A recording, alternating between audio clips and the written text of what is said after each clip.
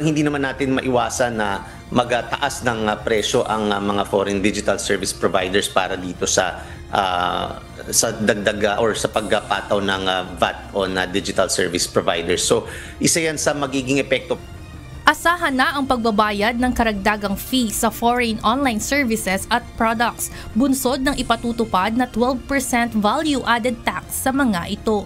Ayon sa Bureau of Internal Revenue o BIR, simula sa June 2 ay papatawan na ng 12% VAT ang foreign digital services at products dito sa Pilipinas, alinsunod sa nakasaad sa Revenue Regulations No. 14 of 2025. Kasama na rito ang mga subscription-based platforms gaya ng Netflix at Spotify, online marketplaces, cloud services gaya ng Google Suite, digital advertising gaya ng Facebook ads at lahat ng klase ng serbisyong maaaring makuha online.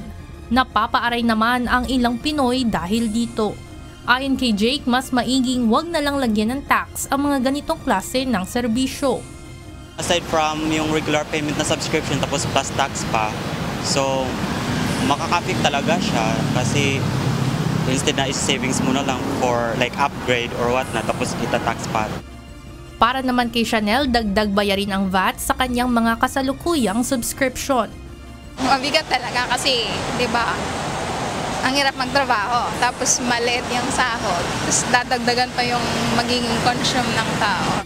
Paliwanag ng isang tax law professor na si Attorney Vincent Talaw, ganito rin naman ang kalakaran sa ibang bansa, lalo na at kumikita ang mga taong nasa likod ng pagbibigay ng serbisyo o produkto online.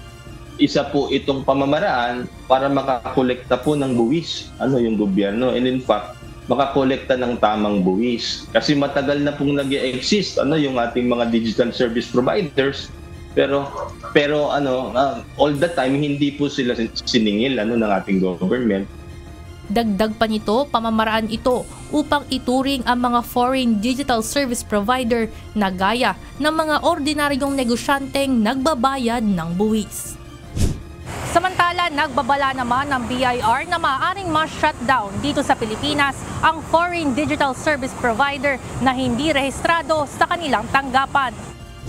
Meron tayong gagawing online kandado or takedown order dahil kung ano-ano yung mga sites na hindi nagko-comply na makikita natin. Yan ang magiging parusa at potentially, siyempre, pwede rin humarap ng kasong tax evasion din yan. Ayon kay Commissioner Lumagi, hanggang June 1 na lamang maaaring mag-register ang mga ito sa BIR, alinsunod sa Digital Services Law. Tiniyak naman ito na gagamitin ang malilikom na buwis para sa mga serbisyo ng gobyerno, lalo na sa pagpapalakas ng creative industry ng bansa. Ivan Alvarez, UNTV News and Rescue. Diyos ang aming sandigan, serbisyo publiko ang aming pinahahalagahan.